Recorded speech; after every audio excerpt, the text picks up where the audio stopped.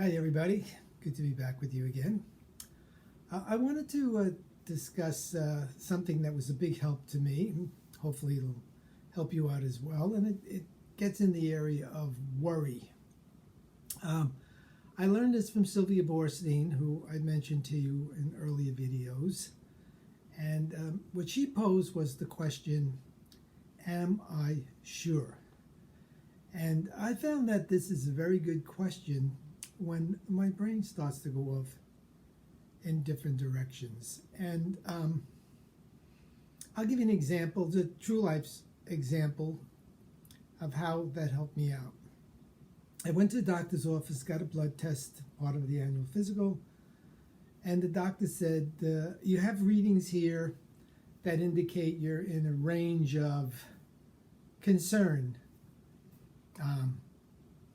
And I think you need to take further tests.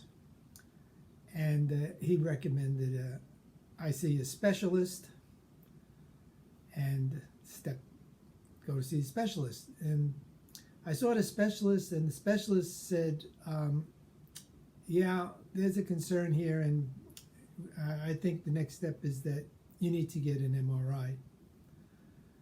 And I got the MRI, and then they told me, I said, to see this real specialist, and he said, yeah, there's definitely concern, and we think you should have a procedure to check it out. It's like, oh, okay. Now, I'm very good at worrying because I've been doing worrying all my life, so I've got it fine-tuned. So I can take that and I can run that all up to thinking of my wife being a widow because I kicked the bucket and I died from this. So that would have probably have been the way it would have gone in the old days, just taking it and running it to its worst possible conclusion. But what I did is I applied the saying, are you sure? So when they did the first blood test and they recommended seeing somebody, a specialist, rather than saying, oh, this is really bad and what's going to happen, I just said, are you sure? And it's like, I'm not sure. Nobody's sure. I have no idea what's going on at this point. So it was a help to stop my monkey mind from really starting to run off in crazy directions. And then following the second thing, when the specialist said, well, maybe you need to recommend the MRI because the MRI will do it. Again, my mind is, oh boy, there must be something now because look what's happening where.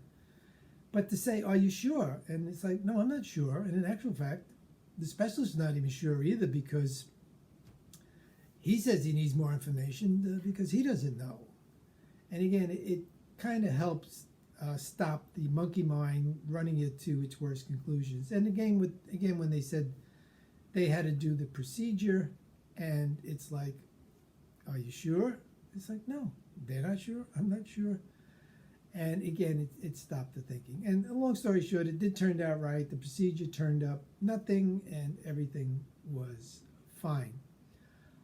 So this was a big help to me, the are you sure? And it also could be a judgment. You know, let's say you're forming a judgment about something that somebody has done, and you ask yourself the question, are you sure? It's like, I don't know. I don't know why they did that. I'm judging it and saying this are their reasons.